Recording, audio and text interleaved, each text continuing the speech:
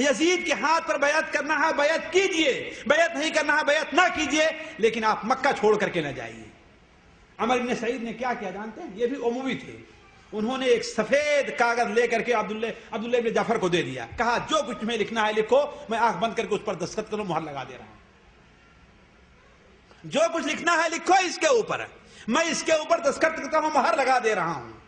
لیکن یہ بھی قبول نہیں کیا گیا۔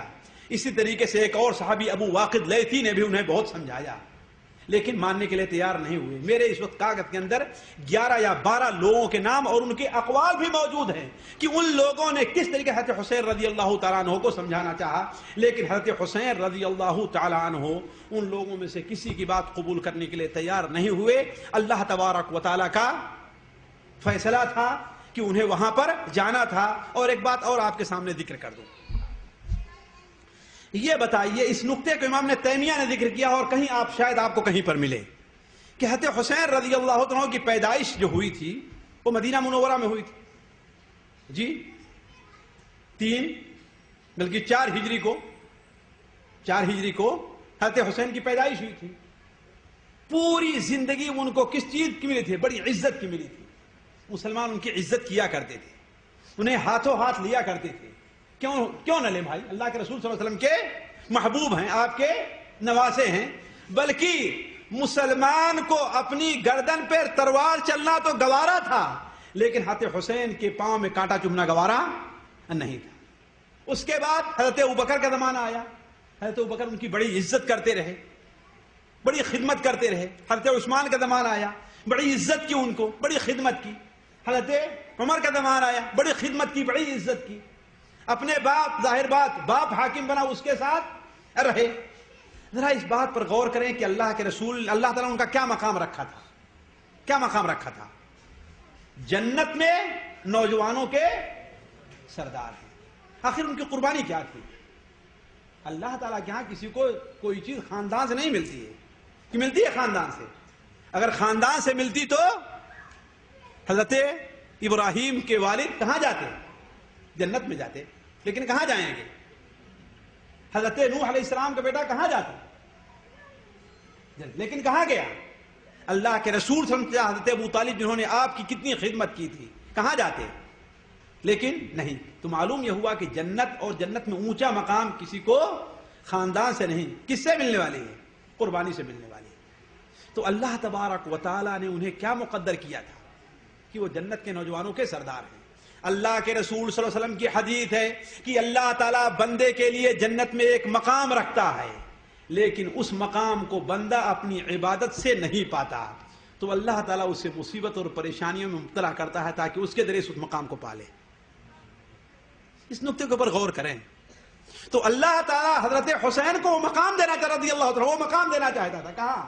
جنت کے نوجوانوں کے سردار۔ اس لیے تمام لوگوں کی نصیحت کے باوجود اللہ تعالیٰ ایسے اسباب پیدا فرماتا رہا، پیدا کرتا رہا کہ وہ ان سے مطالبہ بھی کر رہے ہیں کہ مجھے مکہ چلے جانے دو، مطالبہ بھی کر رہے ہیں کہ مجھے یزید کے پاس جانے دو، مطالبہ بھی کر رہے ہیں مجھے ترکستان کی طرف جانے دو، وہاں جا کر جہاد کرتے ہوئے میں اپنی زندگی گزاروں۔ لیکن ظالموں نے، ان کوفیوں نے، ان شیعہ بدبختوں نے چھوڑا نہیں، انہیں بچوں کے سامنے انہیں شہید کیا۔ اس کا مطلب کیا ہے؟ اللہ تعالیٰ ان کے مقدر میں شہادت لکھا تھا تاکہ اونچے مقام تک پہنچ پائے۔ تو اللہ کی طرف سے جو فیصلہ ہوتا اسے کوئی ٹال نہیں سکتا۔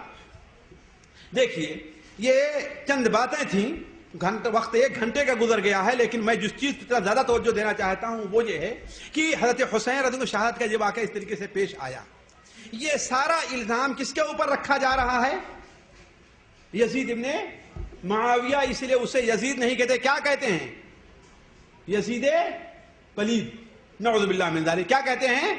ناپاک کہتے ہیں۔ اور ناپاک اللہ تعالیٰ مشرکین اور کافروں کہتا ہے، مسلمانوں کو نہیں کہتا۔ کوئی بھی مسلمان ہو اللہ تعالیٰ کا ولی۔ ایک بات۔ دوسری بات یہ بتائیے، کیا کوئی شک کسی مسلمان کے قتل کرنے سے وہ کافر ہو جاتا ہے؟ نہیں۔ اہل سنت والجماعت کا عقیدہ ہے اگر کوئی کسی نبی کو قتل کرتا تو وہ کافر ہے، کسی نبی کو قتل کرتا ہے تو وہ، امام ابن عساکر نے، ابن حجر الہیتمی نے اور دوسرے تمام لوگوں نے یہ بات لکھی ہے، بغیر حوالے کے میں کوئی بات نہیں کہتا، لکھی ہے کہ نبی کے قاقا قاتل تو کیا ہے؟ کافر ہے، لیکن کسی مسلمان کا قاتل قتل سے انسان کافر نہیں ہوتا۔ تو پلید کیا ہو، کون ہے وہ؟ کافر ہے۔ انما المشرکون نجس، مشرکین کیا ہیں؟ نجس ہیں۔ لیکن یزید کیا ہے؟ مسلمان تھا۔ یزید کیا تھا؟ مسلمان تھا۔ اہل سنت والجماعت میں سے کسی کوئی ایک حوالہ بھی نہیں پیش کرتا تو انہوں نے یزید کے اوپر کفر کا فتویٰ لگایا ہو۔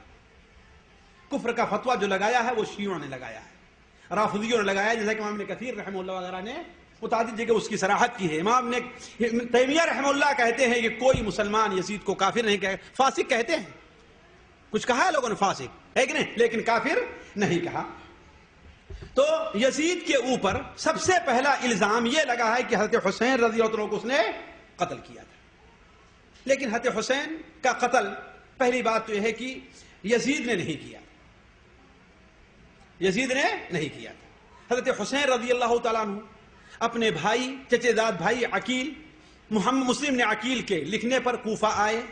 راستے ہی معلوم ہو گیا کہ کوفہ کے لوگوں نے بدعہدی کر دی ہے، اور قریب آئے تو کوفہ کے لوگوں نے آپ کو راستہ روکنا چاہا، راستہ روکا، آپ تھوڑا کنارے ہٹ کر کے قادسیہ کی طرف بڑھ رہے تھے کہ کربلا کے مقام پر پہنچے تو آپ کو وہیں پر روک لیا گیا، اور وہیں پر آپ کی شہادت کا واقعہ پیش آیا۔ میں شہادت کا واقعہ سنا کر کے آپ لوگوں کے دل کو زخمی نہیں کرنا چاہتا۔ کیوں؟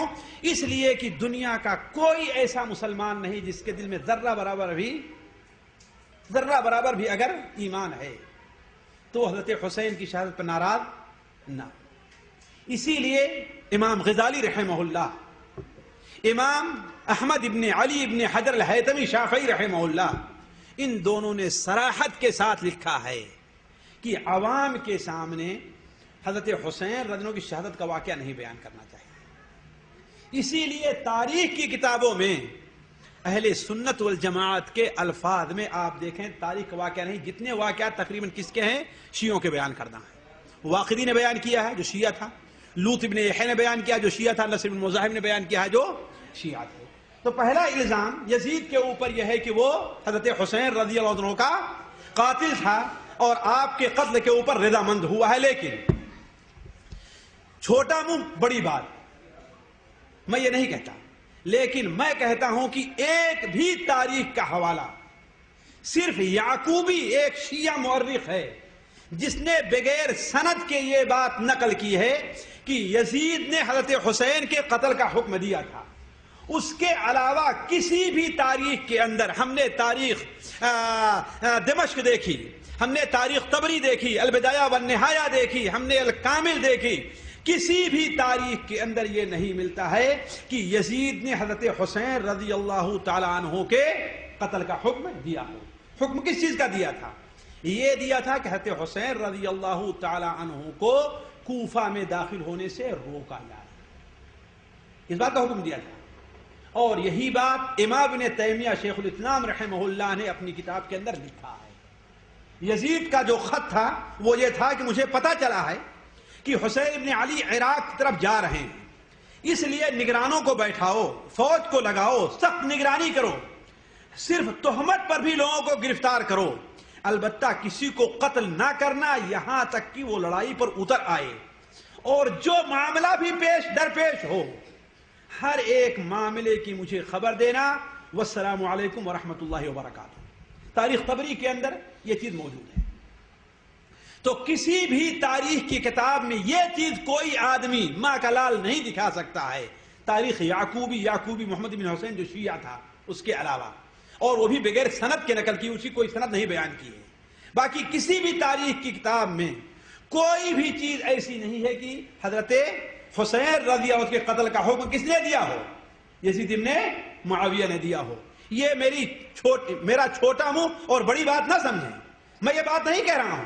ہم سے پہلے امام ابن تیمیہ جیسے بڑے بڑے علماء، امام ابن کثیر جیسے بڑے بڑے علماء نے بھی یہ بات کہی ہے کہ یزید نے حضرت حسین رضی اللہ عنہ کے قتل کا حکم نہیں دیا تھا۔ تو یہ چیز ثابت کرنا یزید پر کوئی حکم لگانے سے پہلے ضروری ہے کہ ہاں ثابت کیا کہ اس نے قتل کرنے کا حکم دیا تھا. دوسری چیز، کیا قتل کا حکم تو نہیں دیا تھا، لیکن کیا یزید حضرت حسین رضی اللہ عنہ کے قتل پر خوش ہوا تھا؟ اگر خوش ہوا تھا تو اس کا مطلب اس میں شریک ہے کہ نہیں ہے؟ سنن ابو داؤد کے اندر، سنن ابو داؤد میں ایک حدیث ہے کہ اللہ کے رسول صلی اللہ علیہ وسلم کا ارشاد ہے کہ اگر کسی جگہ پر کوئی برائی ہو رہی ہے، وہاں پر کوئی شخص موجود ہے اور اس برائی سے راضی نہیں ہے، تو گویا وہاں پر موجود ہی نہیں ہے وہ. یہ حدیث کی بات نہ، سنن ابو داؤد کے اندر حدیث ہے، صحیح سند سے مروی ہے. اگر کسی جگہ کوئی برائی ہو رہی ہے اور ایک شخص وہاں پر موجود ہے لیکن اسے برا سمجھتا، اسے اچھا نہیں سمجھتا، تو گویا کہ وہاں پر وہ موجود نہیں ہے، یعنی اللہ تعالیٰ اسے کوئی گناہ نہیں دے گا. اور اگر کسی جگہ کوئی برائی ہو رہی ہے، وہاں پر کوئی شخص موجود تو نہیں، البتہ اسے اچھی سمجھتا ہے، تو کیا مطلب ہے؟ گویا کہ وہ شخص وہاں پر موجود ہے. یہ شرعی اصول ہے کہ نہیں اصول ہے؟ تو اب یہ دیکھا جائے کہ کیا تاریخ سے یہ پتہ چلتا ہے کہ یزید حضرت حسین رضی اللہ تعالی عنہ کی شہادت پر خوش تھا یا نہیں تھا؟ اس سلسلے میں امام ابن تیمیہ رحمہ اللہ، امام ابن کثیر رحمہ اللہ کا دو کا حوالہ میں دیتا ہوں جو یہاں پر نوٹ ہے. وہ لوگ لکھتے ہیں کہ یزید حضرت حسین رضی اللہ عنہ کی شہادت پر خوش نہیں تھا بلکہ ناراض ہوا ہے. امام ابن کثیر ایک جگہ اپنی تاریخ البدایہ والنہایہ میں لکھتے ہیں کہ خوش نہیں ہوا، لیکن شاید اسے ناراضگی بھی نہیں ہوئی. خوش نہیں ہوا لیکن شاید اسے ناراضگی. لیکن امام ابن تیمیہ رحمہ اللہ بڑی صراحت کے ساتھ لکھتے ہیں کہ وہ اس سے ناراض نہیں تھا. جو کچھ ہم نے لکھا اس سلسلے میں چند سطر وہ آپ کو پڑھ کر سناتا ہوں. دیکھیے، کسی بھی صحیح و قابل اعتبار روایت سے پتہ نہیں چلتا کہ یزید نے حضرت حسین کے قتل پر خوشی کا اظہار کیا ہو، بلکہ اکثر روایات جو شیعہ ہی سے بیان کردہ ہیں ان میں اس بات کی صراحت ہے کہ یزید کے پاس جب حضرت حسین کے صاحبزادے حضرت علی ابن زین العابدین پہنچے ہیں تو یزید نے سخت افسوس کا اظہار کیا، عبید اللہ ابن زیاد کو لعنت و ملامت کی، اور بڑی وضاحت کے ساتھ صاف لفظوں میں یہ کہا کہ قد كنت ارضى من طاعتكم بدون قتل حسين لعن الله ابن سمية اما والله لو اني صاحبه لعفوت عنه فرحم الله الحسين. کہا کہ اے کوفہ کے لوگوں، میں تمہاری اطاعت پر بغیر قتل حسین کے راضی تھا، لیکن حسین کو قتل کر کے تمہارے ہاتھ پر بیعت کرو، میں اس پر راضی نہیں ہوں. اور کیا کہا؟ اللہ تعالیٰ کی لعنت ہو ابن سمیہ یعنی عبید اللہ ابن زیاد کے اوپر، واللہ اگر میں وہاں پر موجود ہوتا تو حسین کو چھوڑ دیتا، رضی اللہ عنہ بخش کر دیتا. اللہ تعالیٰ حسین کے اوپر رحم کر. اور البدایہ والنہایہ کے اندر لکھتے ہیں، ایک جگہ اور ہے کہ یزید نے کہا جب حضرت علی ابن حسین زین العابدین کو اپنے یہاں سے اس لیے کہ انہیں کہا کہ اور تم میرے پاس رہنا چاہتے ہو تو میرے پاس رہو ورنہ جہاں تمہیں پسند ہو، انہوں نے کہا نہیں مجھے مدینہ جانا ہے. تو مدینہ اپنے خصوصی آدمیوں کو لے کر کے بھیجا، اور وہ آدمی اس جماعت اور گروپ کا اتنا لحاظ کرتے تھے کہ جہاں پر ایک قافلہ ٹھہرتا تھا وہ لوگ ٹھہرا کر کے دور جا کر کے ٹھہرا کرتے تھے. حتیٰ کہ سکینہ رضی اللہ تعالی عنہا نے اپنے بھائی علی ابن حسین سے کہا یہ لوگ کتنے اچھے ہیں، یہ لوگ ہمیں لے کر کے آئے ہیں تو انہیں کوئی ہدیہ اور تحفہ دینا چاہیے. چنانچہ علی ابن حسین نے کہا تمہارے گلے میں جو ہار ہے انہیں نکال کر کے دے دو. یہ وہ صورت ہے جو تاریخ میں موجود ہے جس کے خلاف بیان کیا جاتا ہمارے اور آپ کے سامنے. تو حضرت علی ابن حسین رضی اللہ تعالی عنہ جب وہاں سے رخصت ہونے لگے تو دوبارہ عبید اللہ ابن زیاد نے کہا قبح اللہ ابن سمیہ اما والله لو انی صاحب ابی ما سارنی خصلة الا اعطیته ایاه ولدفعت عنه بكل ما استطعت ولو بهلاك بعض ولدی. ذرا واللہ اس بات پر غور کریں، کاش کہ آپ لوگ عربی سمجھتے. یزید نے کہا اللہ تعالیٰ برا کرے ابن سمیہ کا، واللہ اگر میں تمہارے باپ کے پاس ہوتا تو مجھ سے جس چیز کا بھی وہ سوال کرتے، جس بات کا بھی وہ سوال کرتے، میں انہیں ان کی بات پوری کر دیتا۔ واللہ اگر میں وہاں پر موجود ہوتا تو اگر میرے بعد بیٹے قتل ہو جاتے پھر بھی میں ان کو بچا لیتا، میں انہیں بچانے کی کوشش کرتا۔ ولیکن اللہ قضا ما رأیت، لیکن تم دیکھ رہے ہو کہ اللہ تعالیٰ کا یہ فیصلہ تھا۔ پھر ان کے بعد انہیں رخصت کیا اور بہت زیادہ مال و دولت دی اور ان کے ساتھ لوگوں کو بھیجا، اور اس کے بعد کیا بیان کیا کہ تم مدینہ میں رہو کوئی بات نہیں ہے، مدینہ منورہ میں، لیکن تمہیں جو چھوٹی بڑی ضرورت پیش آئے وہ میرے پاس ضرور دکھنا۔ اسی لیے یزید کا یہ حسن عمل تھا، یہ اچھا برتاؤ تھا کہ ابھی آگے آ رہا ہے کہ اہل مدینہ نے جب یزید کے خلاف علم بغاوت اٹھایا ہے تو اس میں علی زین العابدین علی بن حسین شریک نہیں ہوئے، کہا کہ نہیں میں شریک نہیں ہوتا۔ البتہ جو یہ نقل کیا تھا کہ حضرت حسین کا سر یزید کے سامنے لایا گیا اور وہ اس پر خوش ہوا، بلکہ خوشی سے اس نے کچھ اشعار پڑھے، یہ سراسر جھوٹ اور خرافات ہے۔ امام ابن تیمیہ رحمہ اللہ لکھتے ہیں کہ اور ابن کثیر لکھتے ہیں کہ حضرت حسین کا سر عبید اللہ ابن زیاد کے سامنے پیش کیا گیا، یزید کے سامنے پیش نہیں کیا گیا۔ اور یہاں پر ایک دلچسپ بات بتاؤں آپ کو، مثلا مشہور ہے ہمارے یہاں جھوٹے کو یادداشت نہیں تھی، بھول جایا کرتا ہے کل اس نے کیا بات بیان کی تھی۔ اسی لیے کوئی آدمی مجرم جب پکڑا جاتا ہے تو پولیس اسے ایک دن بیان نہیں لیتی ہے، روزانہ 2 دن 3 دن 4 دن لگاتار بیان لے گی پولیس اسے۔ کیوں؟ اس لیے کہ کل جو بیان کیا اس کے خلاف بیان نہیں کر رہا ہے۔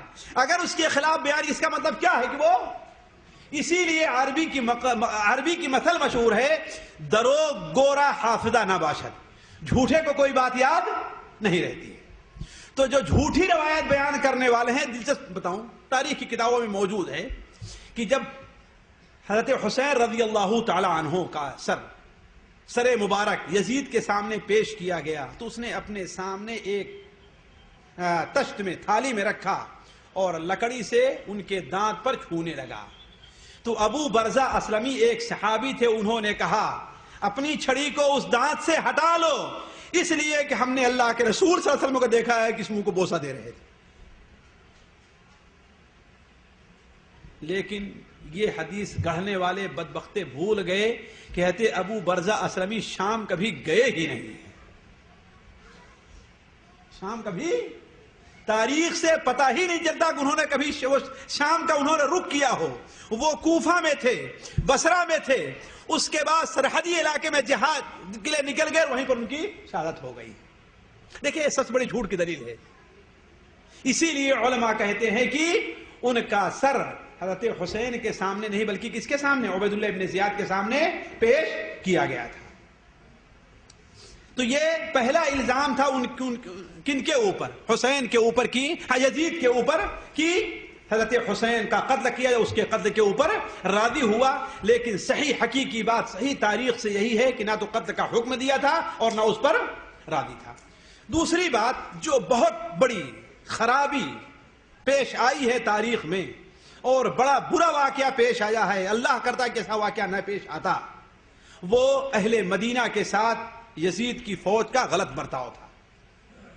لیکن اصل میں قصہ کیا ہے، ذرا اس کے اوپر ذرا غور کریں تو معاملہ تھوڑا سا آپ لوگ سمجھ میں آئے گا۔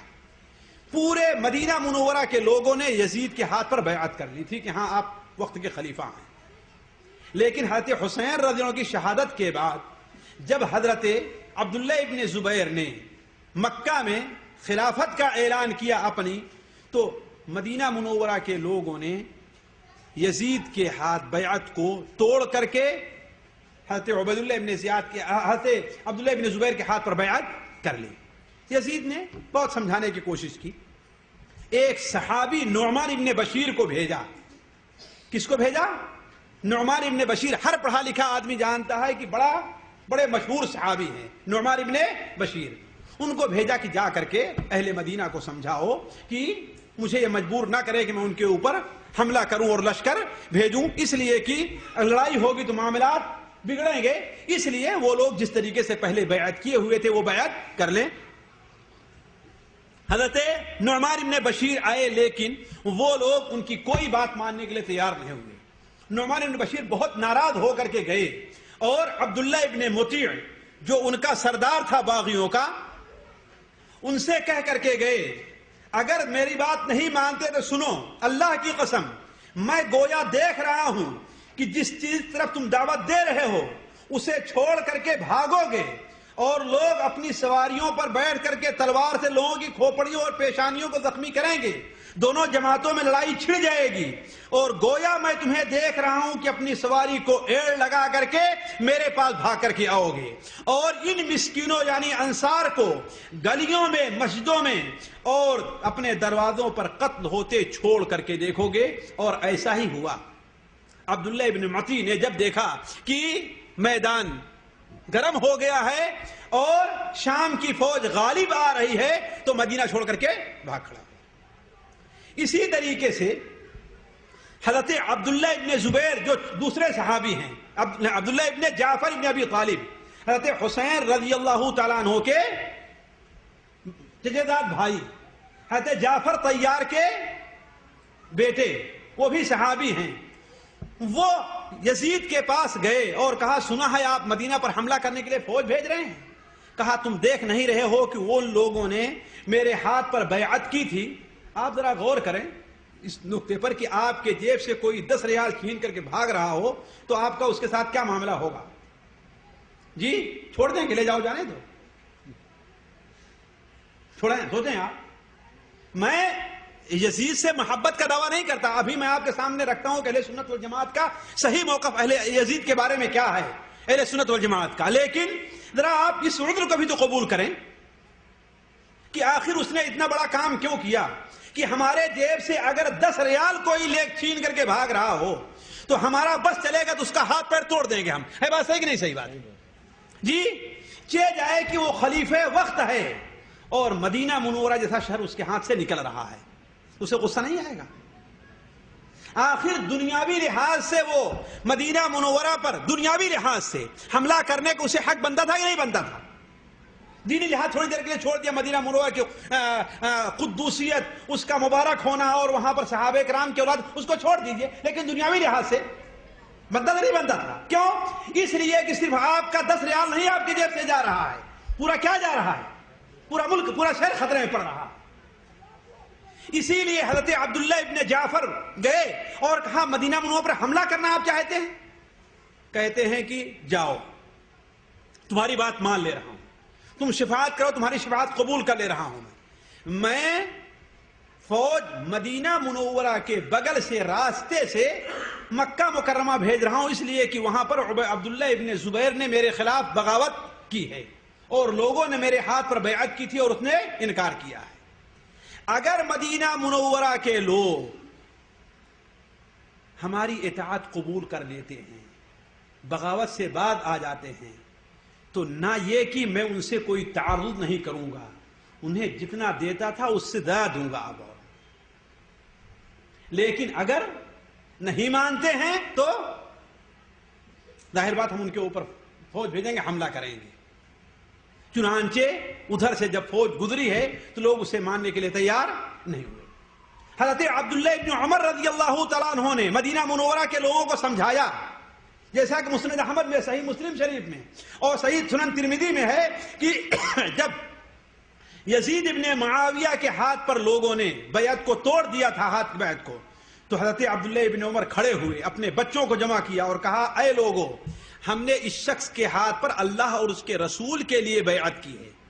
یہیں پہ ذرا غور کریں کہ اگر یزید فاسق تھا، فاجر تھا، شرابی تھا، بے نمازی تھا، تو حضرت عبداللہ ابن عمر یہ بات کہتے ہیں؟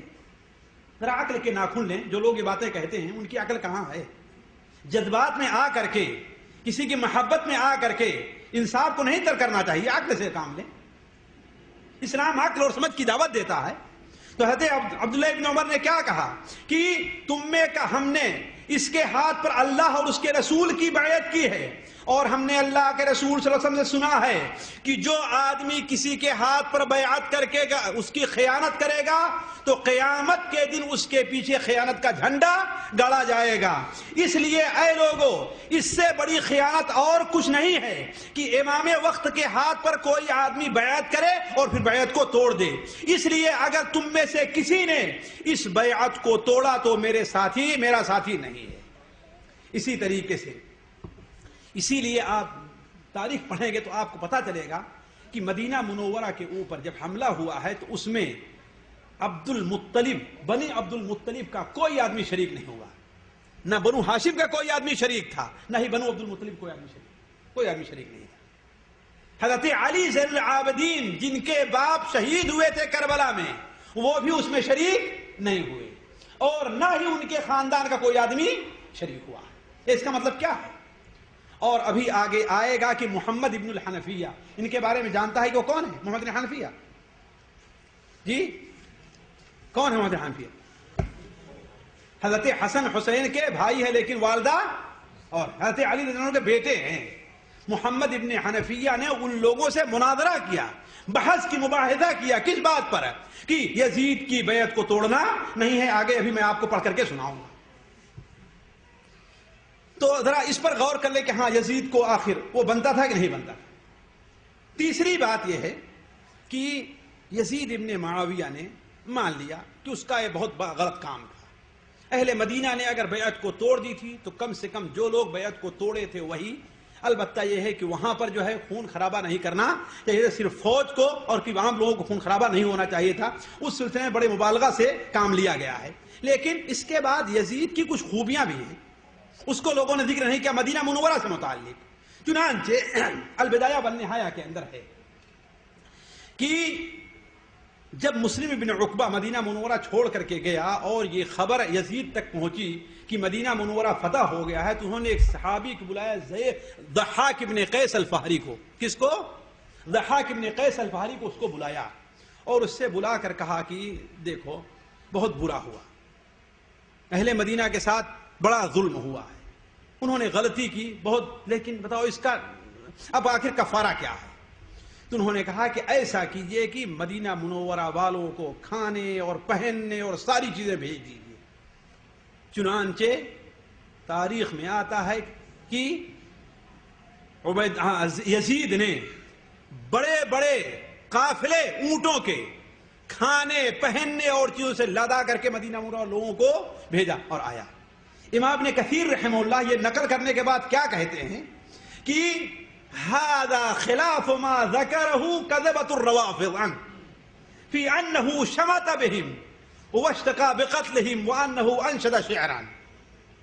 یہ قصہ اس بات کی دلیل ہے کہ جھوٹے رافضی لوگ جو یزید ابن معاویہ کے بارے میں یہ کہتے ہیں کہ اہل مدینہ کے اوپر جب حملہ کیا اور وہ لوگ قتل کیے گئے تو اس پر وہ خوش ہوا تھا اور کچھ شعر پڑھ کر کے سنایا تھا، اس سراسر جھوٹ اور غلط ہے۔ لیکن یہ باتیں کوئی نہیں بیان کرتا۔ البتہ مدینہ منورہ کے ساتھ اس میں کوئی شک نہیں ہے کہ بہت برا ہوا تھا، لیکن یہ جو بیان کیا جاتا ہے تاریخ کے اندر کہ مدینہ منورہ کے اندر 10,000 آدمی مارے گئے تھے، یا 1,000 باکرہ عورتوں کی عزت لوٹی گئی تھی، یا 70 بدری صحابی مارے گئے تھے، ذرا سوچنے کی بات ہے۔ ان میں ایک بدری صحابی کا نام بھی کوئی لا کے مجھے دکھا دے، ایک بدری صحابی کا نام دکھا دے۔ 70 بدری صحابی مارے گئے تھے، یا مدینہ منورہ میں 1000 عورتوں نے حرہ کے بعد بغیر شوہر کے بچہ جنا تھا۔ یہ ساری کی ساری جھوٹ اور خرافات ہے، اس میں کوئی بھی حقیقت نہیں ہے۔ یہ ساری چیزیں بیان کردہ کس کی ہیں؟ واقدی کی۔ واقدی کے بارے میں علماء کہتے ہیں کہ کذاب تالف، جھوٹا ہے اور گیا گزرا ہے بالکل۔ بلکہ اس کے بارے میں امام حافظ ابن حجر رحمہ اللہ نے تقریب تہذیب میں لکھا ہے کہ یہ تو اس بات پر یقین رکھتا تھا کہ حضرت علی دوبارہ زندہ ہوں گے اور آ کر کے دوبارہ حکومت کریں گے۔ واقدی اس کا یہ لوط ابن یحییٰ جو پکا شیعی ہے، اخباری تالف اس کے بارے میں لکھتے ہیں، ان کی بیان کردہ ہے۔ ذرا سوچئے، ایک غور کرنے کی بات ہے، آخر یزید نے جو فوج بھیجا تھا وہ مسلمانوں کی فوج تھی، کافروں کی فوج تھی؟ ذرا میں ایک نقطے پر آپ لوگوں کو لانا چاہتا ہوں، ذرا غور کریں. جی کون فوج تھی؟ وہ فوج ان لوگوں کی تھی جو صحابہ کے پروردہ تھے، عام طور پر تابعین لوگ ہے کہ نہیں؟ کیا دنیا کی تاریخ میں کہیں بھی ایک مثال بھی پیش کی جا سکتی ہے کہ مسلمان فوج کافروں کے ساتھ ایسا معاملہ کرتی رہی ہے؟ دنیا کی تاریخ میں کوئی ایک مثال پیش کر دی جائے تو جو فوج کافروں کے ساتھ یہ برتاؤ نہیں کرتی ہے کہ ان کے گھروں میں گھس کر کے ان کے عزتوں کو لوٹتی رہی ہو کافروں کے ساتھ، وہ مسلمان ساتھ ایسا کرے گی؟ نعوذ باللہ من ذالک. جو لوگ اخبارات میں لکھتے آ رہے ہیں یہ باتیں، نعوذ باللہ من ذالک، ان کی عقلیں کہاں گئی ہیں؟ ذرا سوچیں، غور کریں. آپ نے تاریخ پڑھی نہیں پڑھی؟ پڑھی ہے نا؟ کہیں دیکھا ہے کہ کسی بھی ملک کے اندر آج بھی واللہ اس گئے گزرے زمانے میں بھی مسلمان فوج ایسا نہیں کرتی؟ کافر فوجیں، ظالم فوجیں ایسا کرتی ہیں، لیکن مسلمان کی فوج اپنے دشمن کے ساتھ کبھی یہ نہیں کرتی ہے کہ ان کی عورتوں کی عزت کے اوپر دھاوے چہ جائے کہ وہ فوج جس کی پرورش صحابہ کرام کے ہاتھوں ہوئی ہو، صحابہ کرام بھی موجود ہوں، وہ فوج کہیں اور نہیں مدینہ منورہ کے اندر یہ سب کام کرے گی؟ نعوذ باللہ من ذالک. جو باتیں کہہ رہے ہو ذرا سوچو کہاں سے نکل رہی ہے؟ کیا کہہ رہے ہو تم کہ مسلمان فوج کا ایسا کردار نہیں رہا ہے کہ وہ غیر مسلموں کے ساتھ ایسا کرے تو مسلموں کے ساتھ ایسا کرے گی؟ تو یہ ساری باتیں ساتھیوں، اور صرف میں نہیں کہتا بلکہ اس سلسلے میں جتنی روایتیں موجود ہیں اس کا ہم نے دراسہ کیا ہے، اور ہم سے پہلے اور لوگوں نے دراسہ کیا، بلکہ میں کچھ تمن لے کر کے بھی آیا ہوں، ان کو دکھا سکتا ہوں کہ اس سلسلے میں کوئی بھی ایسی تاریخ کی کوئی ایسی روایت نہیں ہے جس سے معلوم ہو کہ ہاں انہوں نے ایسا کیا ہے. دیکھیے بات لمبی ہو گئی، 10:30 بجنے جا رہے ہیں. میں ذرا اور ایک بات آپ لوگوں کے سامنے ضروری رکھ کر کے آتا ہوں اس بات طرف. یزید بن معاویہ کے بارے میں حدیثوں کا موقف کیا ہے، اہل سنت والجماعت کا موقف کیا ہے؟ دیکھیے ایک الزام یزید بن معاویہ پہ یہ لگتا ہے کہ وہ شراب پیتا تھا، نمازوں کو چھوڑتا تھا، یہ کہا جاتا ہے نا. بلکہ اس کے بارے میں کہا جاتا ہے وہ بندروں کا اور کتوں کا اور شیروں کا اور فلاں وہ کھیل دیکھنے اور شکار کرنے کا وہ عادی تھا، یہ کہا جاتا ہے نا. لیکن یہ سب سے بڑا الزام اس کے اوپر ہے، سب سے بڑا الزام اس کے اوپر ہے. کسی بھی تاریخ کے اندر، حتیٰ کہ امام ابن کثیر رحمہ اللہ البدایہ والنہایہ میں لکھتے ہیں کہ لوگ اس کے بارے میں کہتے ہیں کہ وہ اس طریقے سے یہ کیا کرتا تھا، اس کے بارے میں بہت سے ذکر کیا، اللہ عالم اس کی صحت کے بارے میں کیا جانتا ہے. اس لیے کوئی بات آپ کے سامنے بیان کی جائے اور آپ کی سمجھ میں آئے تو آپ کہہ رہے بھائی اللہ بہتر جانتا ہے، میں نہیں جانتا اس کو. تو امام ابن کثیر نے کیا کہا؟ اللہ اس کی صحت کے بارے میں بہتر جانتا. اور میں آپ کے سامنے واضح کر دوں، متفقہ طور پر ان باتوں کو بیان کرنے والے یا تو لوط ابن یحییٰ ایک شیعی راوی ہے، یا ہشام کلبی ہے، یا واقدی ہے. اور ان تینوں کے بارے میں علماء اہل سنت والجماعت کا متفقہ فتویٰ ہے کہ لوط ابن یحییٰ شیعی تھا، محترق تھا، جلا ہوا، جسے میں نے کہا سڑا ہوا آدمی تھا. امام ابن تیمیہ کہتے ہیں جھوٹا ہے اور متروک ہے. دارقطنی کہتے ہیں کہ میں نہیں سمجھتا کہ اس سے کوئی آدمی حدیث بیان کرے گا. یعنی ان کی یہ حالات ہے. اب ان کے بارے میں ان کی بیان کردہ روایت سے یزید کے بارے میں یہ کہا جائے کہ ہاں وہ شراب پیتا تھا، نمازیں چھوڑتا تھا. اس سلسلے میں دور نہ جا کر کے یزید سے جس کے ساتھ اٹھنا بیٹھنا تھا اس کی بات جو بالکل صحیح سند سے مروی ہے وہ آپ کے سامنے رکھ کر کے چلتا ہوں. دیکھیے حضرت محمد ابن الحنفیہ، یہ حضرت علی کے بیٹے حضرت حسین کے، اس کا ہم نے وعدہ کیا تھا آپ کے سامنے رکھتا ہوں. رحمہ اللہ سے جب عبداللہ ابن مطیع عدوی نے یزید کی بیعت توڑنے اور عبداللہ ابن جعفر کے ہاتھ میں بیعت کرنے کے لیے کہا تو انہوں نے انکار کیا. اس پر عبداللہ ابن مطیع نے کہا کہ یزید شراب پیتا، نماز چھوڑتا ہے. محمد ابن حنفیہ کہنے لگے کہ میں اس کے پاس گیا ہوں، میں اس کے پاس ایک مدت تک ٹھہرا رہا اور ہم نے اسے نماز کا پابند پایا، خیر کا متلاشی پایا، فقہی مسائل سے متعلق سوال کرنے والا اور سنت کا پابند پایا. ذرا دیکھیں یہ کون کہہ رہا ہے؟ محمد ابن حنفیہ کہہ رہے ہیں. لوگوں نے کہا ایسا اس نے آپ کو دکھلانے کے لیے بناوٹی طور پر کہا تھا. اسے لوگوں کے پاس دلیل بھی تو ہوتی ہے نا، لوگوں کے پاس دلیل بھی ہوتی ہے. شیطان جو ہے لوگوں کے دل میں کیا ہے؟ وَإِنَّ الشَّيَاطِينَ لَيُوحُونَ إِلَىٰ أَوْلِيَائِهِمْ لِيُجَادِلُوكُمْ، شیطان اپنے دوستوں کے سامنے دل میں یہ وحی ڈالتا ہے تاکہ تم سے مجادلہ اور تم سے بحث کریں۔ انہوں نے کہا کہ یہ بناوٹی طور پر آپ سے کہہ رہا تھا۔ حضرت محمد بن حنفیہ نے جواب دیا کہ آخر اسے مجھ سے کون سا خوف ہے؟ میں نہ حاکم تھا، نہ اس کا باپ تھا، نہ بڑا بھائی تھا، مجھ سے کون سا خوف تھا؟ یا مجھ سے کون سی امید رکھتا تھا کہ میرے سامنے اللہ کے خوف کا اظہار کر رہا تھا؟ کیا شراب پینے وغیرہ کی باتیں جو تم لوگ کہہ رہے ہو اس نے یہ سب تمہیں دکھا کر کیا ہے؟ تمہیں دکھا کر کیا ہے؟ اگر تمہیں اطلاع دے کر کرتا تھا تو تم لوگ اس گناہ میں اس کے شریک ہو، اور اگر تمہیں اس پر مطلع نہیں کیا تو تمہارے لیے بغیر علم کے گواہی دینا جائز نہیں ہے۔ لوگوں نے کہا ہم نے اگرچہ نہیں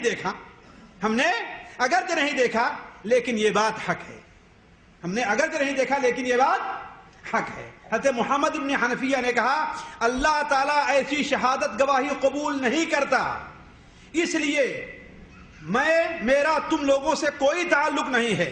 ان لوگوں نے کہا کہ آپ کو خطرہ ہے کہ آپ کے علاوہ کوئی اور امیر بن جائے گا، تو آئیے ہم آپ کے ہاتھ پر بیعت کرتے ہیں، آپ کو اپنا امیر بنا لیتے ہیں۔ انہوں نے کہا جس معاملے میں تم لوگ ہمیں ابھار رہے ہو اس میں لڑائی کرنا میں جائز ہی نہیں سمجھتا، نہ امیر بن کر کے نہ مامور بن کر کے۔ لوگوں نے کہا اپنے والد یعنی علی بن ابی طالب کے ساتھ تو آپ نے لڑائیاں کی ہیں۔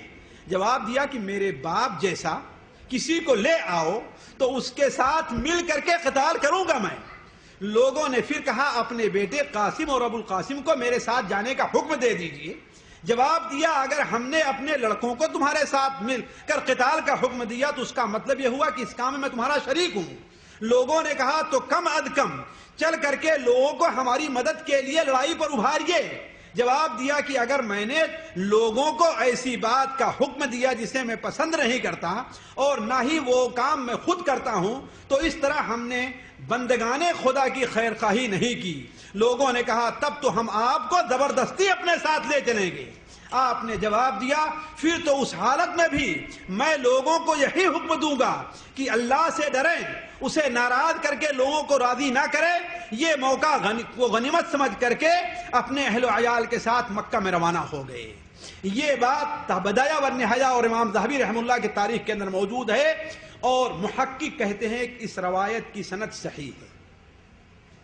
اس روایت کی سند کیا ہے؟ صحیح ہے۔ ذرا اس طرف اس کو دیکھیں جو آدمی ان کے ساتھ رہ چکا ہے، اور دوسری طرف دیکھیں کہ ہاں بھائی وہ شراب پیتا تھا، شراب میں مست رہتا تھا، حتیٰ کہ شراب پی کر کے بسا اوقات نماز کو بھی چھوڑ، نعوذ باللہ من ذالک۔ یہ کہاں تک اس کے اندر حقیقت ہے؟ اور ہم نے پہلے بھی آپ سے یہ بات کہی تھی کہ اتنا ہم لوگوں نے یزید کے خلاف سن لیا ہے کہ اگر کوئی حق بات کہے اسے لوگ ماننے کے لیے جلدی تیار نہیں ہوں گے، کہ اس قدر بولے گئے ہیں جھوٹ سچ کے نام پر، سچ میں بولوں تو دنیا کو نہ باور آئے گا۔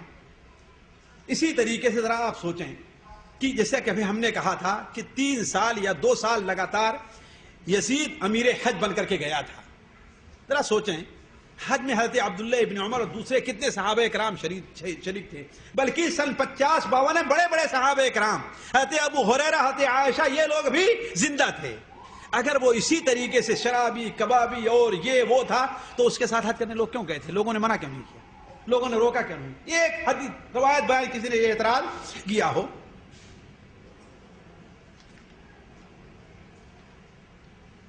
اس طریقے سے اگر بہت سی چیزیں غور کی جائیں تو بات آپ لوگوں کے سامنے آئے گی۔ ان میں ذرا اس بات پر غور کریں کہ قسطنطنیہ پر جو حملہ کیا تو یزید ابن معاویہ اس کا قائد تھا نا، اور حضرت ابو ایوب انصاری جس کے مہمان بنے تھے اللہ کے رسول صلی اللہ علیہ وسلم، ہے کہ نہیں؟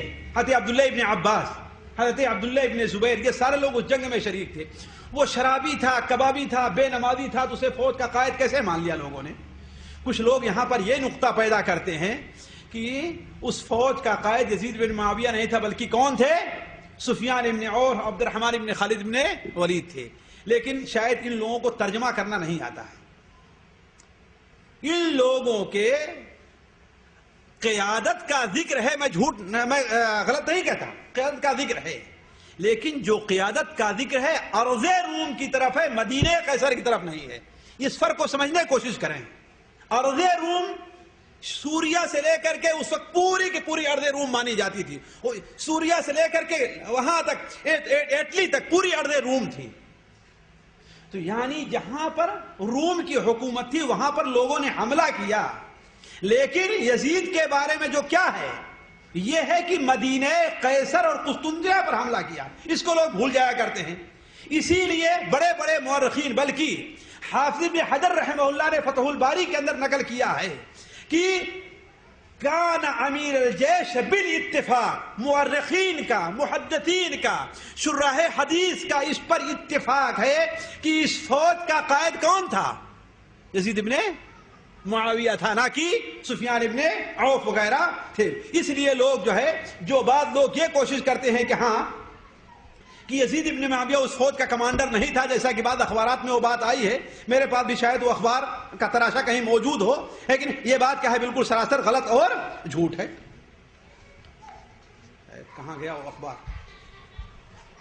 چلیے علی کل حال، اب میں ظاہر بات ہے آپ لوگ بھی اکتا گئے ہیں، میں آخری بات کہہ کر کے اپنی بات رکھتا ہوں، یہ کہ اس کو دیکھیں کہ ابھی تک تو آپ میری بات سن رہے تھے، لیکن اہل سنت والجماعت کا یزید کے بارے میں کیا موقف ہے؟ دیکھیے، اہل سنت والجماعت کا اس میں کوئی شک نہیں ہے کہ یزید ابن معاویہ کو غلطی پر ٹھہراتے ہیں۔ کیوں؟ وجہ کیا ہے؟ اس لیے کہ اس کے زمانے میں جو یہ حادثات پیش آئے ہیں، کون؟ حضرت حسین رضی اللہ عنہ کے قتل کا، حضرت اور خانہ کعبہ کے اوپر بھی حملہ کرنے کا، لیکن جو یہ کہا جاتا ہے خانہ کعبہ کا غلاف جل گیا تھا جس نے منجنیق سے مارا تھا، یہ بات بالکل غلط ہے، تاریخی طور پر یہ ثابت نہیں ہے۔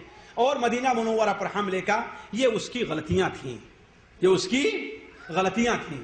اس لیے عمومی طور پر اہل سنت و جماعت اس سلسلے میں خاموشی اختیار کرتے ہیں۔ البتہ اس سے پہلے میں ایک نقطہ آپ کے سامنے بیان کروں۔ اب آپ کہیں گے کہ آخر یزید ابن معاویہ نہ اس پر راضی تھا، اس میں کوئی شک نہیں، مان لیتے ہیں آپ کی بات کو، تو آخر اہل کوفہ نے اسے قتل کیوں کیا؟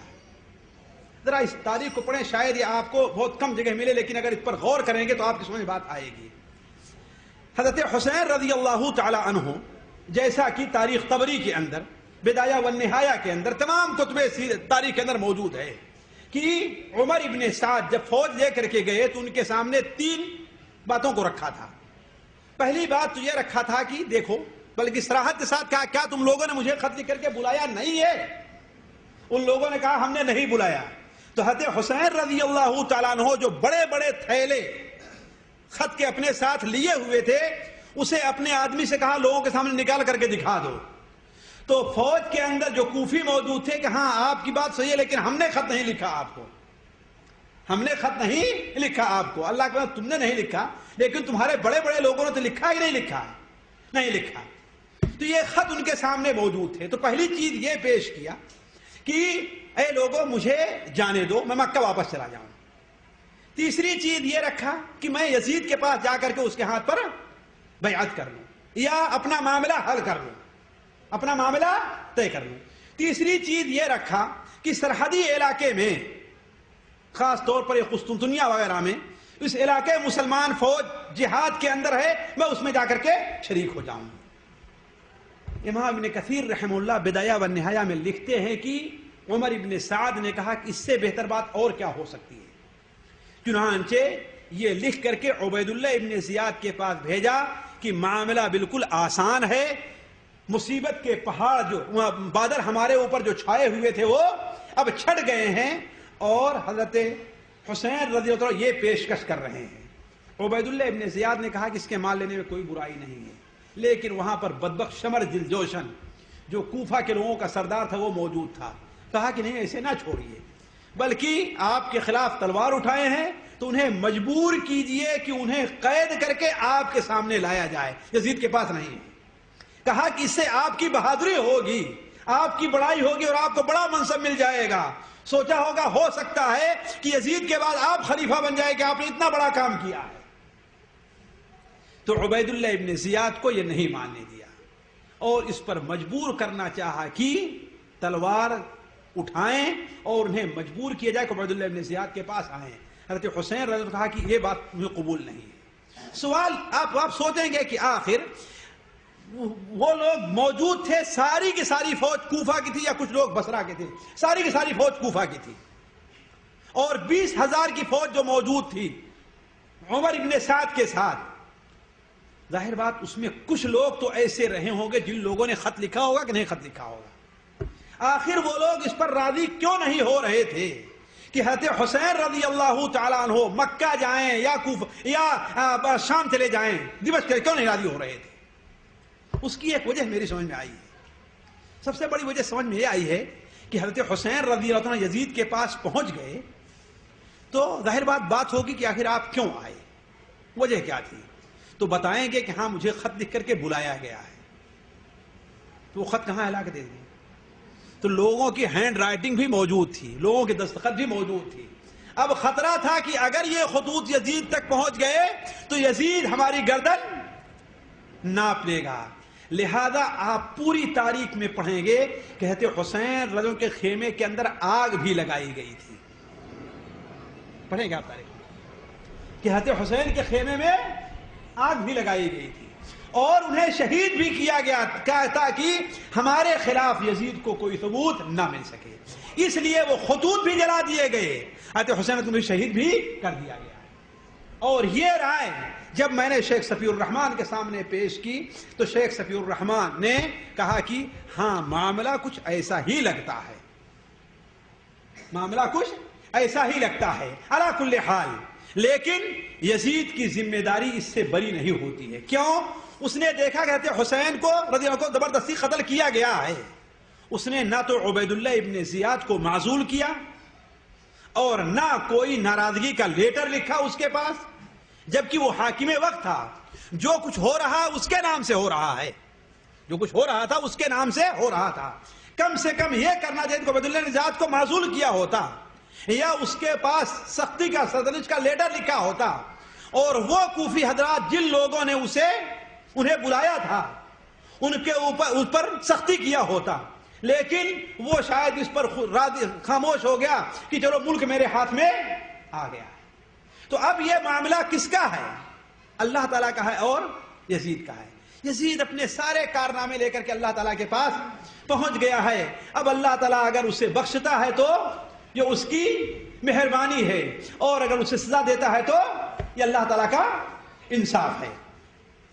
لیکن یہاں پر چند باتیں ذکر کرنا ہے کہ اہل سنت والجماعت کا اس سلسلے میں موقف یہ ہے ساتھیوں کہ نہ تو یزید بلکہ امام ابن کثیر رحمہ اللہ، امام ابن تیمیہ رحمہ اللہ، ابن حجر حتمی رحمہ اللہ لکھتے ہیں کہ یزید کے بارے میں لوگوں کا 3 گروپ ہے.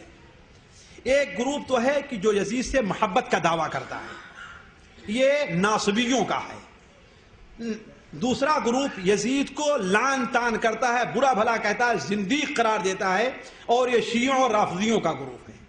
تیسرا گروپ جو ہے وہ اس کے بارے میں خاموشی اختیار کرتا ہے، نہ اس سے صحابہ جیسی نیک اور صالح لوگوں جیسی محبت کا دعویٰ کرتا ہے اور نہ ہی اسے لعن طعن کرتا ہے. اور کہا کہ یہی مسلک صحیح ہے. چنانچہ میں 2 مثالیں پیش کروں گا، ورنہ آپ لوگ بعض اخبار سے سمجھے ہوں گے کہ ہاں معتمد اور تاریخ کی معتبر کتابوں میں ہے کہ ہاں یزید فاسق اور فاجر تھا، نعوذ باللہ من ذالک. اہل سنت والجماعت میں سے چند لوگ ہیں جن کے نام ملتے ہیں پرانے مورخین میں. امام ابن الجوزی ہیں اور امام سیوطی ہیں. ان دونوں کے بارے میں آپ لوگوں کے سامنے یہ بات ذکر کر دوں کہ یہ دونوں محققین میں علماء ان کا شمار نہیں کرتے، یہ لوگ جمع کرنے والے ہیں بس. اسی لیے آپ لوگ تعجب کریں گے یہاں اگر کوئی پڑھا لکھا آدمی موجود ہے تو دیکھے کہ موضوع حدیثوں سے متعلق سب سے بڑی کتابیں ان دونوں نے لکھی ہیں، امام ابن الجوزی نے اور امام سیوطی رحمہ اللہ نے، اور اپنی کتابوں کو موضوع حدیثوں سے ان دونوں نے بھر دیا ہے. دیکھیے بالکل تضاد دیکھیے، ایک طرف تو موضوع حدیث متعلق جو کتابیں لکھتے ہیں سب سے بڑی کتابیں لکھ رہے ہیں، اس کے بعد اپنی کتابیں دوسرے موضوعات سے متعلق تو سب سے زیادہ موضوع حدیثوں کو ان لوگوں نے لا کر کے بھر دیا ہے. تو ان لوگوں کا شمار اس پائے کے محققین میں نہیں ہے جیسے ابن حجر ہیں، امام ابن تیمیہ رحمہ اللہ ہیں، امام عبد الغنی المقدسی رحمہ اللہ، ابن حنبل رحمہ اللہ ہیں. یہ لوگ ہیں، ان پائے میں ان کا شمار نہیں ہے. دیکھیں امام ذہبی رحمہ اللہ کہتے ہیں کہ یزید کو نہ تو ہم گالی دیتے ہیں نہ اس سے محبت کا دعویٰ کرتے ہیں. امام سیر اعلام نبلا ان کی کتاب 25 جلدوں میں ہے، اس کی 4 جلد کے 36 صفحے کے اندر موجود ہے یہ کہ یزید ممن لا نسبہ ولا نحبہ، یزید ان لوگوں میں ہے جسے نہ تو ہم برا بھلا کہتے ہیں، گالی دیتے ہیں، اور نہ ہی اس سے محبت کا دعویٰ کرتے ہیں، بلکہ خلفائے بنو امیہ، خلفائے بنو عباس، اسی طرح کے دوسرے خاندان کے خلفاء میں اس جیسے بہت سے خلیفہ گزرے ہیں، بلکہ بعد اس سے بھی برے تھے، بلکہ بعد کیا ہیں، اس سے بھی گزرے ہیں۔ یزید سے متعلق یہ شور و شرابہ، گویا کہ اس زمانے کی بات کریں امام ذہبی رحمہ اللہ، یزید سے متعلق یہ شور و شرابہ اس لیے ہوا ہے کہ وہ شخص وفات نبوی کے 49 سال بعد خلیفہ بنا، وفات نبوی کے 49 سال بعد خلیفہ بنا۔ عہد نبوی ابھی قریب تھا، صحابہ موجود تھے، جیسے حضرت عبداللہ ابن عمر جو اس سے، اس کے باپ اور دادا دونوں سے خلافت کے زیادہ حقدار تھے۔ اسی طریقے سے مشہور امام شافعی امام ابو احمد المعروف ابن الحداد لکھتے ہیں، ان سے پوچھا گیا کہ اہل سنت والجماعت کا عقیدہ کیا ہے، ان سے پوچھا گیا تو انہوں نے ایک لمبی بحث لکھی، اس کے بارے میں لکھتے ہیں کہ اللہ تعالیٰ تمہیں حق بات کی توفیق دے، صراط مستقیم پر چلائے۔ تم نے یہ سوال کیا ہے کہ وہ عقیدے حق کا صحیح عقیدہ، صحیح منہج کون ہے جس پر ایک مکلف بندے کو چلنا چاہیے، تو اس کے آخر میں لکھتے ہیں کہ ہم لوگ حضرت معاویہ رضی اللہ تعالیٰ عنہ کے لیے دعا کرتے ہیں، وَنَكِلُ سَرِيرَ يَزِيدَ إِلَى اللَّهِ تَعَالَى، اور یزید کے معاملے کو اللہ تعالیٰ کے حوالے کر دیتے ہیں، یعنی نہ اسے گالی دیتے ہیں اور نہ اس سے محبت کے دعویٰ کرتے ہیں، حوالے کر دیتے ہیں۔ کیوں؟ اس لیے کہ اس کے بارے میں یہ پیش کیا گیا ہے کہ جب حسین رضی اللہ عنہ کا صدر ان کے سامنے رکھا گیا تو اس نے کہا کہ تجھے اس شخص نے قتل کیا ہے جسے رشتہ داری کا کوئی لحاظ نہیں تھا، اور میں حضرت حسین رضی اللہ عنہ کے قتل کرنے والے سے برات کا اظہار کرتا ہوں، جس نے اس پر مدد کی ہے اس سے برات کا اظہار کرتا ہوں، اور جو اس سے ظاہری اور باطنی طور پر راضی ہے اس سے برات کا اظہار کرتا ہوں۔ یہ ہمارا یعنی ہم لوگوں کا اہل سنت جماعت کا اعتقاد ہے، اور یزید کے باطنی معاملے کا کس کے حوالے کرتا ہوں معاملہ؟ اللہ تعالیٰ کے حوالے کرتا ہوں۔ ایک بڑے مشہور عالم ہیں امام ابن الصلاح، ہر پڑھا لکھا آدمی ان کا نام جانتا ہے، اور علم حدیث کے اوپر جو انہوں نے کتاب لکھی ہے سب سے مشہور کتاب مقدمہ ابن الصلاح ہے۔ کوئی ایسا مکتبہ نہیں جائیے کہ ڈھونڈیے جدہ کے اندر، چاہے لوگوں کا اپنا ذاتی مکتبہ ہو یا کوئی عام لائبریری ہو یا کوئی بیچنے والا مکتبہ ہو، کہ اس پر یہ کتاب نہ پائی جائے۔ کون سی کتاب؟ مقدمہ ابن صلاح۔ امام ابن صلاح رحمہ اللہ سے پوچھا گیا کہ ایک شخص ایک یہ عقیدہ رکھتا ہے کہ یزید ابن معاویہ نے حضرت حسین رضی اللہ عنہ کو قتل کیا، خوشی خوشی بغیر کسی دباؤ کے اسے قبول کیا، اور اس سلسلے میں یہ قائل، یہ بات کہنے والا اپنے ہم خیال لوگوں سے حدیثیں یعنی باتیں بھی نقل کرتا ہے کہ فلاں فلاں فلاں امام نے اور فلاں امام نے فلاں امام نے یہ لکھا ہے، جیسا کہ الاعتماد جو اخبار آیا اس کے اندر لکھا تھا فلاں امام اور فلاں امام اور فلاں امام فلاں امام، کسی کا جھوٹ ہے، کسی کا غلط ہے، کسی کے بارے میں سچ ہے، کسی کے بارے میں دھوکہ ہے، کسی کے بارے میں ڈنڈی ماری گئی ہے، اس میں جو کچھ کیا گیا ہے، اس طریقے سے کہتا ہے کہ اپنے سے پہلے علماء کے بارے میں نقل کرتا ہے کہ یہ شخص یزید کو لعن طعن کرنے اور اسے بلا بھلا کہنے پر مصر ہے۔ سوال اہل علم سے یہ ہے کہ اس بارے میں کچھ لکھیں جو یا تو اس کے لیے حجت بنے یا اس کے لیے منع کا سبب ہو، یعنی اسے روکا جا سکے۔ حافظ ابن صلاح رحمہ اللہ نے جواب دیا کہ ہمارے نزدیک یہ بات ثابت نہیں ہے کہ یزید نے حضرت حسین کے قتل کا حکم دیا تھا، بلکہ ثابت یہ ہے کہ ان سے قتال کا حکم دینے والے عراق کا گورنر عبید اللہ ابن زیاد تھا۔ البتہ جہاں تک یزید کو برا بھلا کہنے کا تعلق ہے تو یہ مسلمانوں کی شان نہیں ہے۔ اگر یہ صحیح بھی ہو کہ یزید نے حضرت حسین کو قتل کیا یا ان کے قتل کا حکم دیا تھا، تو صحیح حدیث کے اندر ہے کہ لعن المسلم قتل ہی، یعنی مسلمان کو لعن طعن کرنا گویا اسے قتل کرنا ہے۔ تو حضرت حسین کا قاتل اس سے کافر نہیں ہو جاتا، بلکہ اس نے بہت بڑے گناہ کا ارتکاب کیا ہے۔ کافر تو صرف انبیاء کا قاتل ہوتا ہے۔ یزید کے بارے میں لوگ تین مختلف رائے رکھتے ہیں۔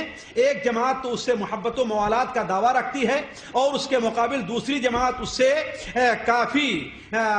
اسے گالی دیتی اور برا بھلا کہتی ہے، اور تیسرا فرقہ درمیانی ہے جو نہ اس سے محبت و ولا کا اظہار کرتا ہے اور نہ ہی اسے گالی دیتا ہے، بلکہ ایک درمیانی راہ اختیار کرتا ہے۔ اس کے ساتھ تمام دوسرے اسلامی بادشاہوں، خلفائے راشدین کے علاوہ دوسرے خلفاء جیسا برتاؤ کرتا ہے۔ یہی فرقہ درست اور اس کا مذہب علماء سلف کی سیرت کے مطابق اور شریعت مطہرہ کے قواعد و اصول کے مطابق ہے۔ اللہ تعالی ہمیں اپنے نیک لوگوں میں شمار کرے۔ فتاوی ابن صلاح جلد 1 صفحہ 216 سے 219 تک آپ لوگ اس کو دیکھ لیں۔ اسی طریقے سے امام ابن حجر حیتمی نے بھی، امام شافعی امام ہے ان کا نقل کیا ہے، لیکن اس کو میں چھوڑ کر کے ایک مشہور حنبلی عالم، اس لیے کہ ایک اخبار کے اندر ہم نے پڑھا کہ امام ابن حنبل رحمہ اللہ کے سارے ماننے والے یزید کو کافر کہتے ہیں۔ لکھا ہے نا، لکھا تھا نا آپ نے، ماننے والے کافر کہتے ہیں۔ اولاً تو امام ابن حنبل کا ماننے والا کوئی بھی شخص کافر نہیں کہتا، ایک بھی نہیں، سارا جسے سفید جھوٹ کہتے ہیں وہ سفید جھوٹ ہے۔ دوسری چیز، احمد بن حنبل رحمہ اللہ سے لے کر کے 3 حنبلی یا 2 حنبلی عالم ملے ہیں جو یزید کے اوپر لعن طعن کو جائز کہتے ہیں، اسے کافر نہیں کہتے۔ باقی دوسرے لوگ، امام ابن تیمیہ جو حنبلی ہیں، حتیٰ کہ احمد بن حنبل رحمہ اللہ وہ کہتے ہیں یزید کے بارے میں نہ میں اسے گالی دیتا ہوں نہ میں اس سے محبت کرتا ہوں۔ فتاوی ابن تیمیہ اٹھا کر کے دیکھ لیجیے۔ اور یہ شافعی عالم ہے علامہ عبد الغنی المقدسی، ان کے بارے میں ذرا دیکھیں، امام ذہبی رحمہ اللہ لکھتے ہیں الامام العالم الحافظ الکبیر الصادق القدوہ العابد الاثری المتبع عالم الحفاظ تقی الدین المقدسی۔ 541 میں ان کی پیدائش ہے اور 600 میں ان کا انتقال ہے۔ ذیل طبقات حنابلہ کی جلد 2 صفحہ 34 کے اوپر یہ ان کا فتویٰ موجود ہے۔ لکھتے ہیں یزید کی خلافت صحیح تھی، یزید کی خلافت صحیح تھی۔ بعض علماء نے تو یہاں تک لکھا ہے کہ یزید کے ہاتھ پر 60 صحابہ نے بیعت کی تھی، ان میں حضرت عبداللہ ابن عمر بھی تھے۔ البتہ جہاں تک اس سے محبت کا تعلق ہے تو جو اس سے محبت کرتا ہے اس پر نکیر نہ کی جائے گی، اور جو اس سے محبت نہیں کرتا اس پر مجبور نہ کیا جائے گا، کیونکہ وہ اللہ کے رسول صلی اللہ علیہ وسلم کے صحابہ میں نہ تھا جن سے محبت کرنا ان کی صحبت کی وجہ سے واجب ہو، اور اس میں کوئی ایسی خوبی بھی نہیں تھی جو دوسرے تابعین خلفاء جیسے عبد الملک ابن مروان اور اس کی اولاد سے ممتاز کرے۔ اس کی عیب جوئی سے روکا جائے گا اس خوف سے کہ معاملہ اس کے والد تک نہ پہنچ جائے، اس طرح بہت بڑا فتنہ کھڑا ہوگا۔ اور اسی اخبار میں یہ بھی لکھا ہے کہ امام ابن کثیر رحمہ اللہ یزید پر لعن طعن کو جائز کہتے ہیں، یہ بھی سراسر جھوٹ ہے۔ البدایہ والنہایہ جلد 6 صفحہ 466 کا فوٹو ہی میرے پاس موجود ہے، اس کا ترجمہ ہم نے نقل کیا۔ امام ابن کثیر ایک جگہ البدایہ والنہایہ میں لکھتے ہیں، میں کہتا ہوں کہ یزید کے بارے میں لوگوں کی 3 رائے ہے۔ کچھ لوگ اس سے محبت اور موالات کا دعویٰ کرتے ہیں، یہ شام کے بعد وہ لوگ ہیں جو ناصبی ہیں، ان کا یہ خیال ہے۔ رافضیوں کی جماعت دیکھیں، انہوں نے کہتے کیا کریں، رافضی کیا جانتے ہیں کس کو کہتے ہیں؟ رافضی جی شیعہ حضرات اثنا عشری جو رافضی ہیں، رافضیوں کی جماعت اسے برا بھلا کہتی ہے اور اس کے بارے میں ایسی چیزیں بیان کرتی ہے جس سے وہ بری تھا، اور بہت سے رافضی تو اسے زندیق کہتے، حالانکہ وہ ایسا نہیں تھا۔ زندیق کہتے ہیں یعنی کافر، حالانکہ وہ ایسا نہیں تھا۔ ایک اور جماعت نہ اس سے محبت کا دعویٰ کرتی ہے نہ اس سے برا بھلا کہتی ہے۔ برا بھلا اس لیے نہیں کہتی، وہ لوگ جانتے ہیں کہ وہ زندیق نہیں تھا جیسا کہ رافضیوں کا خیال ہے، اور محبت اس لیے نہیں کرتی کہ اس کے زمانے میں جو بڑے خوفناک اور بڑے حادثات پیش آئے ان میں سب سے برا کربلا میں حضرت حسین رضی اللہ تعالیٰ عنہ کا قتل ہے۔ اب بس 5 منٹ میں آپ کا اور لیتا ہوں اس بارے میں کہ یزید ابن معاویہ کے بارے میں کچھ حدیثیں غلط نقل کی جاتی ہیں کہ حدیث میں اللہ کے رسول صلی اللہ علیہ وسلم اسے برا بھلا کہا ہے۔ اس سلسلے میں ایک عام بات بتاؤں، امام ابن القیم رحمہ اللہ جو حنبلی بہت بڑے عالم ہیں، بڑے مشہور ہیں، وہ المنار المریف میں نقل کرتے ہیں کہ بنو امیہ کے برائی کے بارے میں جتنی حدیثیں نقل کی گئی ساری کی ساری جھوٹ ہیں، اور بڑی خوبی کی بات یہ ہے، آپ لوگ بھی ہنسیں گے، اور دلچسپی کی بات یہ ہے کہ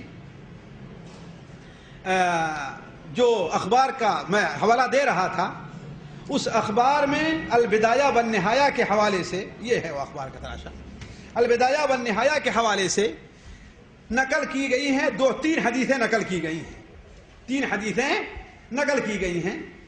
وہ حدیثیں کاش کہ مجھے جلدی مل جاتی، اس لیے کہ وقت کم ہے، وہ کہاں ہم نے رکھا ہے۔ 3 حدیثیں نقل کی جاتی ہیں۔ ایک تو یہ ہے کہ اللہ تعالیٰ یزید کا برا کرے، دوسری ایک حدیث نقل کی جاتی ہے کہ ہاں شیخ کیا ہے حدیثیں؟ یہ ہے، یہ دیکھیے، ہاں اے لوگو، ہاں یہ ہے، میری امت کی ہلاکت چند بیوقوف لڑکوں کے ہاتھوں ہوگی۔ ایک، پہلا وہ شخص میری سنت کو بدلے گا بنو امیہ کو ہوگا، پہلا وہ شخص جو میری سنت کو بدلے بنو امیہ سے ہوگا جس کو یزید کہا جائے گا۔ میری امت کا معاملہ عدل کے ساتھ قائم رہے گا، حتیٰ کہ پہلا شخص جو اس کو تباہ کرے گا وہ بنو امیہ سے ہوگا۔ حوالہ کس کا دیا شیخ؟ دیکھیں دیکھیں تو، سواعق اور بدایہ والنہایہ کا۔ یہ دونوں کتابیں اٹھا کر کے ہم نے دیکھا، الصواعق المحرکہ جو شیعوں کی تردید میں ہے، امام حافظ ابن حجر الحیتمی کی ہے، وہ کہتے ہیں کہ یہ حدیث مسند ابو یعلا میں ضعیف سند سے مروی ہے۔ امام ابن کثیر رحمہ اللہ البدایہ والنہایہ میں اس پر ایک مستقل صفحے پر بحث کی ہے، اور امام بخاری رحمہ اللہ کا قول نقل کیا، امام بخاری رحمہ اللہ کا قول نقل کیا ہے کہ اس سلسلے میں جتنی حدیثیں نقل کی جاتی ہیں وہ کیا ہیں؟ ساری کی ساری موضوع ہیں۔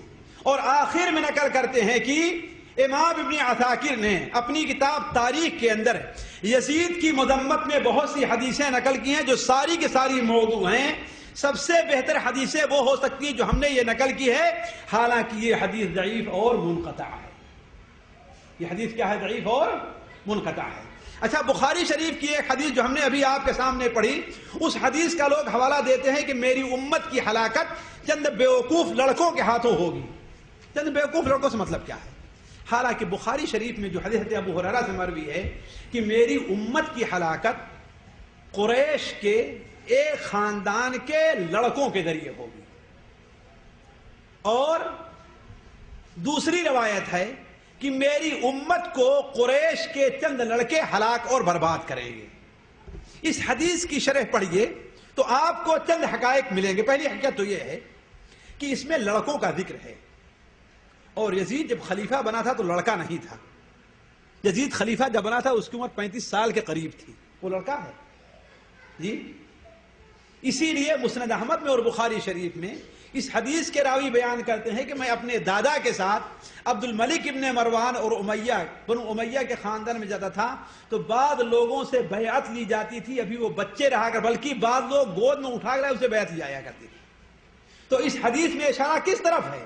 ان لوگوں طرف، یزید کی طرف نہیں ہے۔ ایک چیز۔ دوسری چیز، صحیح بخاری شریف میں کتاب المناقب کے اندر یہی حدیث مروی ہے ابو ہریرہ سے کہ آپ نے بیان فرمایا یہلک امتی ھذا الحی من قریش، میری امت کو قریش کا ایک قبیلہ ہلاک کرے گا۔ تو لوگوں نے پوچھا اے اللہ کے رسول آپ مجھے کس چیز کا حکم دیتے ہیں؟ تو آپ نے فرمایا کاش کے لوگ ان تمام معاملات سے بالکل الگ تھلگ رہتے۔ یعنی مطلب کیا ہوگا؟ یعنی لڑکوں کی آپس میں لڑائی ہوگی، فتنہ پیدا ہوگا، وہ ملک لینا چاہے گا، وہ ملک لینا چاہے گا، وہ حاصل کرنا چاہے گا، ایسے آپس میں لڑیں گے۔ جب قریش لڑیں گے تو دوسرے لوگ بھی آپس میں لڑیں گے اور بڑا فتنہ ہوگا۔ ایسے موقع پر مسلمان کا موقف یہ ہونا چاہیے کہ اس فتنے سے الگ رہیں۔ لوگ یہ حدیث تو بیان کرتے ہیں اور یہ نہیں سمجھتے کہ حضرت حسین رضی اللہ عنہ پر آنچ آ رہی کہ اللہ کے رسول نے تو کیا فرمایا کہ بہتر ہوتا کہ لوگ بچے رہتے، لیکن حضرت حسین رضی اللہ عنہ اس سے بچے نہیں رہے۔ تو عرض کرنے کا مقصد یہ ہے کہ ساتھیو، اس طریقے سے ایک حدیث یہ بیان کی جاتی ہے کہ اللہ کے رسول نے بیان فرمایا 70ویں سال سے سنت 70 سے اللہ کی پناہ مانگو تم۔ لیکن اس کا تعلق یزید سے کہاں ہے؟ بخاری مسند احمد کی روایت ہے، اس کا تعلق یزید سے کہاں؟ یزید تو سن 64 میں اس کا انتقال ہو گیا تھا۔ اور جو حدیث کنز العمال کے اندر 60 سال کا جس میں ذکر ہے وہ حدیث بالکل ضعیف اور موضوع ہے. کسی حدیث کی کتاب مسند وغیرہ اسے آپ پائیں گے نہیں, مسند وغیرہ میں نہیں پائیں گے. اب آخری باتیں اس سلسلے میں بہت کہنی تھی, لیکن آخری بات میں آپ کے سامنے یزید کے انتقال سے متعلق رکھتا ہوں, شاید کہ اس سے جو ہے کچھ لوگوں کو عبرت ہو جائے. کہ دیکھیے یزید کا انتقال سن 64 میں ہوا ہے. کہاں گئی بھائی وہ؟ ہاں, یزید کی وفات سن 64 کے اندر ہے. یزید اپنے اچھے اور برے سارے کام کو لے کر کے وہ اللہ تبارک و تعالی اور مالک حقیقی کے سامنے حاضر ہو چکا ہے کہ نہیں؟ پہنچ چکا ہے. اللہ تبارک و تعالی کے سامنے اس کا معاملہ ہے. لیکن امام ابن کثیر رحمہ اللہ نے اور امام ابن عساکر رحمہ اللہ نے جہاں پر یزید کا تذکرہ ختم کیا ہے وہاں پر 2 باتیں لکھی. وہی 2 بات میں کہہ کے آپ سے رخصت جاتا ہوں. جہاں پر یزید کا تذکرہ ختم کیا ہے اور وہ بڑی دلچسپ ہے, ذرا اس پر غور کریں گے. امام ابن کثیر بدایہ والنہایہ, میرے پاس فوٹو بھی رکھا ہے, اگر کوئی آدمی تعقب کرنا چاہے میں اسے دکھا دوں گا, کہ امام ابن عساکر نے اور امام ابن کثیر نے لکھا اس کے آخر کے تذکرے میں کہ جب یزید ابن معاویہ کا انتقال کا وقت ہوا تو اس کی زبان پر یہ دعا تھی. وہ کیا تھی؟ اللہم لا تؤاخذنی بما لم احبہ ولم اردہ وحکم بینی وبین عبید اللہ ابن زیاد. اے اللہ تبارک و تعالی, جس چیز کا میرا ارادہ نہ تھا اور نہ ہی ہم نے اسے پسند کیا, اس پر میری گرفت نہ کیجیے گا. یہ